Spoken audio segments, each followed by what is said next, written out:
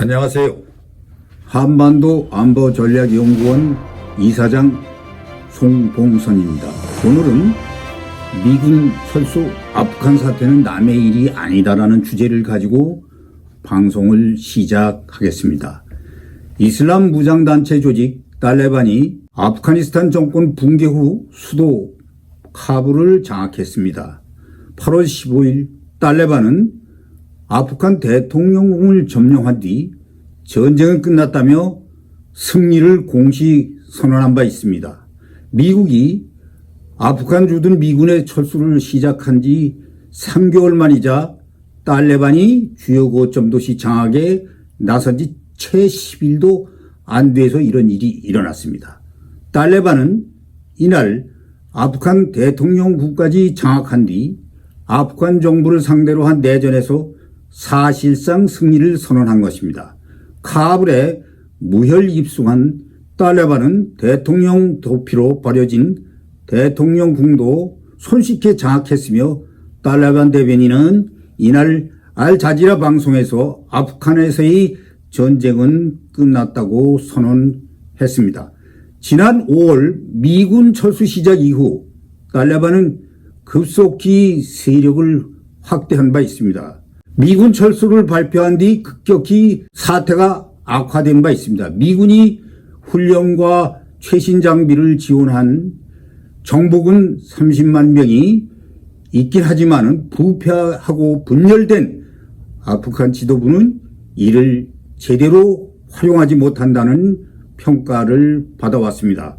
카불을 둘러싼 도시들을 모두 함락한 후 카불 진입을 시작하자 아시라프 가니 아프간 대통령은 국외로 급히 도피했습니다. 알자지라 방송은 대통령 경호원 말을 인용해 가니 대통령이 차량으로 거액의 돈과 함께 접경국인 우즈베키스탄 수도 타시켄트로 망명했다고 전한 바 있습니다.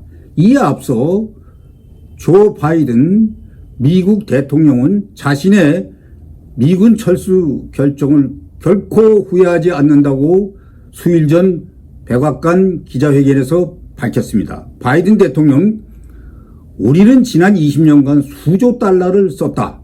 30만 명이 넘는 아프간 정보군을 훈련하고 현재적 장비를 갖춰주었다고 했습니다. 자신들을 위해 싸우고 자기 나라를 위해 싸워야 했지만은 그렇지 못했다고 했습니다.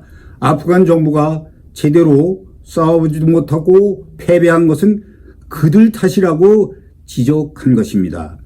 UN 국제 이주기구는 아프가니스탄에서 500만 명이 넘는 사람들이 탈레반의 공격으로 거처를 잃었고 35만 9천 명의 난민이 발생했다고 밝혔습니다. 베트남은 1973년 닉슨 행정부가 월맹군과 파리 평화협정 체결 뒤 1975년 월맹군의 본격적인 공세가 시작되어 1976년 4월 무역 통일이 되었습니다. 이번에도 트럼프 행정부가 2020년 탈레반과 평화협정을 체결한 뒤 바이든 행정부가 들어오면서 2021년 철군을 결정하였습니다. 아프간도 미군 철군 발표 4개월 만에 아프간 국토 65%를 탈레반이 장악하여 수도 카불이 함락된 것입니다. 우리 정부는 탈레반 정권이 지난 2001년 붕괴한 뒤 국제사회와 아프간 재건 노력에 동참해 왔습니다. 지금까지 정부가 아프간에 지원한 유무선 원조는 약 10억 달러에 달한다고 합니다. 2003년서부터 7년 사이에 육군 의료지원단인 동위부대 그리고 건설 공병지원단이 5부대를 파병했습니다. 베트남전 이후 최초의 해외 파병한 지역의 지원 활동을 수행한 것입니다. 미국의 의존에 안보를 지키는 우리의 경우 아프간 사태는 남의 일이 아닙니다. 좌파 정권에 의해 망가질 대로 망가진 우리의 현실은 지금도 평화를 주장하면서 주적인 북한을 상점 모시듯이 떠받들고 종전협정이나 평화협정을 외치는 우리 내부의 좌파 극단 세력은 미군 철수와 한미연합훈련 중단을 주장하고 있습니다. 미국은 자신들에게 가장 위협이 되는 적대 세력이 어디인지 우선순위를 정하고 여기에 맞춰 전략을 바꾼 뒤 기존의 부대들을 재배치한다고 합니다. 최근 미국은 일본과 함께 중국의 패권에 대항한 코드 계획이 진행되고 있지만 한국은 중국 눈치를 보면서 빠져 있습니다. 미국이 동맹국 방어에도 차등을 두려고 한다는 것은 이미 알려진 사실입니다. 트럼프 전 미 대통령은 미국의 행동에 적극적으로 동참하는가 아닌가를 동맹국을 판단하는 기준으로 삼고 있다고 하였습니다. 우리가 반미나 외치면서 미군 철수를 계속 주장하면 미군의 철수는 불보듯 뻔합니다. 혹자는 미국이 대중국 전략적 포위망의 일환으로 한국의 미군이 주둔하기 때문에 쉽게 철수하지 않을 것이라고 하지만 결코 그렇지 않습니다. 한미연합훈련 사전연습이 시작된 이래 북한의 김여정이 최근에 발표한 담화에서 유독 눈에 띄는 표현이 있습니다. 미국이 남조선에 전개한 침략 무력과 전쟁 장비부터 철거하라고 주장하면서 주한미군 철수 주장을 공개적으로 언급하였습니다. 이명박 대통령 시절인 2009년 사상 최초로 국방부가 아닌 국정원에 남북한 전력 비교 보고가 있었는데 사상 최초의 비국방부 보고서에서 한국군의 현존 전력으로도 북한군에 우세하다는 결론이 나왔었습니다. 하지만 지난 2004년에 국방부 보고서에서는 주한미군과 본토에 미군 중원군이 없으면 개전 2주 만에 서울이 점령된다고 결론을 내린 바 있습니다.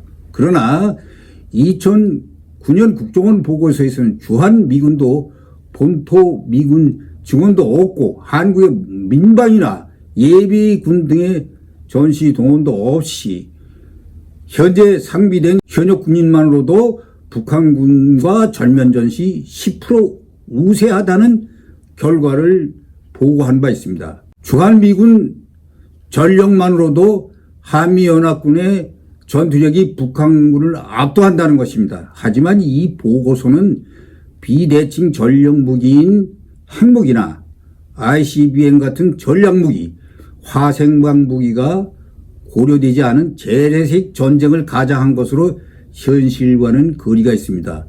일본 사사카와 평화재단의 와타나베 선임 펠로우 연구원은 주한미군이 철수하면 일본은 한반도로부터 직접적 위험에 직면하고 일본은 핵무장을 포함해 자체 군사적 옵션을 고려할 것이라고 말한 바 있습니다. 2018년 4월 17일 미국 남부 플로리다주 팜피치에서 열린 미일 정상회담에서 트럼프 대통령이 아베 총리에게 주한미군을 감축하거나 철수했을 때의 영향에 대해 아베 총리는 동아시아의 군사균형을 무너뜨릴 우려가 있다며 반대 의사를 전달한 바 있습니다.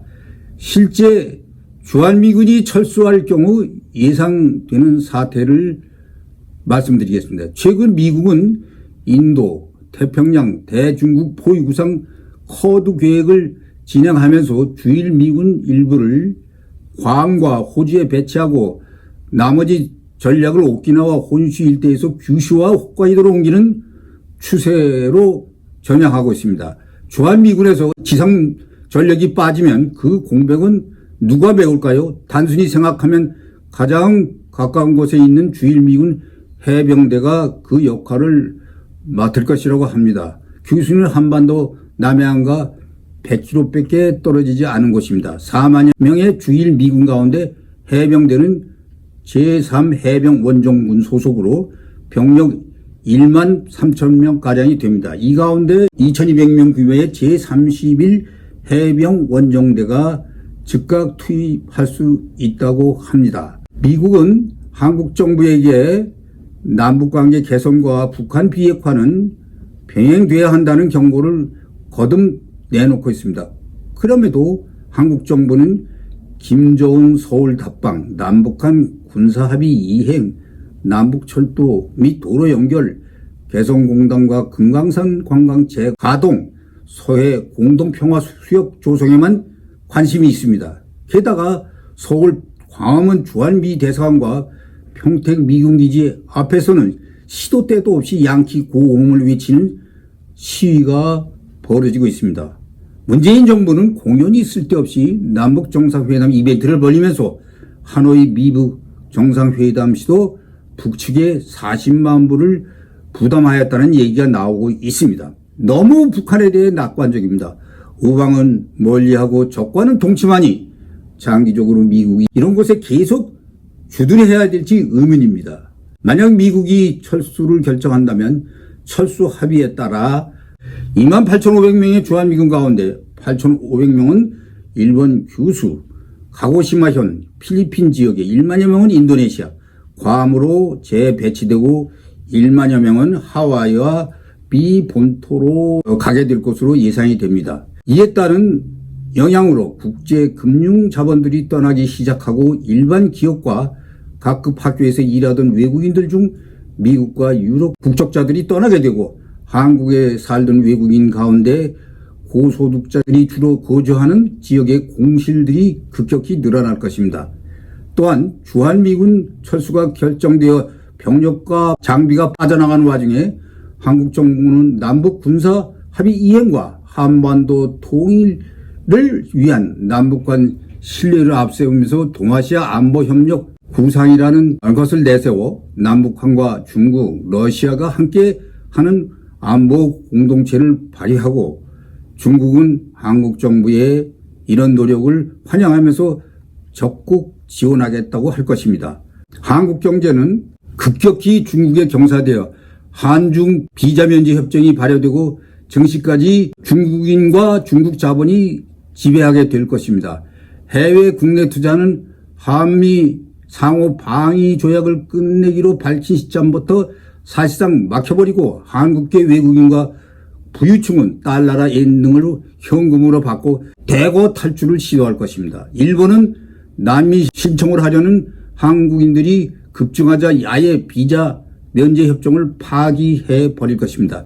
동시에 한국인이 일본 내 부동산을 소유하는데도 제동을 걸고 기존의 일본 거주 한국인에 대해서도 문제가 없는지 전수조사를 실시할 것입니다. 불법 입국 체류를 철저히 단속하고 일본에서 사업하거나 취업한 한국인들마저 쫓겨날 위기에 처할 것입니다. 북한의 국내 친북 세력인 좌파 정당, 정치인, 민노총 등 친북 단체들이 바로하여 중국 지원하에 북한의 평화통일연공합장을 주장하면서 빈번한 남북 대화를 통해 북한의 대규모 경제원조 제공 합의에 이를 것입니다. 부동산 국유화와 부의 분배를 주장하면서 재벌의 경제활동을 더욱 제약하여 도유 외환이 빠져나게 하고 서서히 경제가 위축되고 파탄될 것입니다. 일본은 한국 경남과 부산 일대에서 몰래 입국하려는 한국인들을 단속하는데 해상보안청 활동이 증가하고 한일 관계가 악화될 것입니다. 한국은 급격히 중남미와 같이 빈국으로 전락하게 되고 중국이 한국 정치 경제를 지배할 것이며 친중 세력과 친북 세력이 정부를 지배하여 서서히 공산화로 이행할 것입니다. 결론적으로 미국의 아프간 철수는 수도 달러의 돈을 퍼부어 미국의 경제가 악화된 데 반해 아프간 지도자들은 자신들을 딸레반으로부터 지키려는 의지는 박약하고 부패했기 때문에 딸레반에 떨어진 것입니다. 전작권 이양이 되고 좌파 정권이 재차 탄생하여 문 정권과 같이 평화를 앞세워 북한에 매달리면서 미군이 철수할 경우 이상과 같은 예상 시나리오가 실제적으로 나타나 나라가 풍전등화가 될 가능성이 높다 하겠습니다. 정전협정 폐기나 평화협정 체결만을 주장하면서 북한을 바라보는 문 정권과 정치권은 나라를 생각하시기 바랍니다. 이상입니다.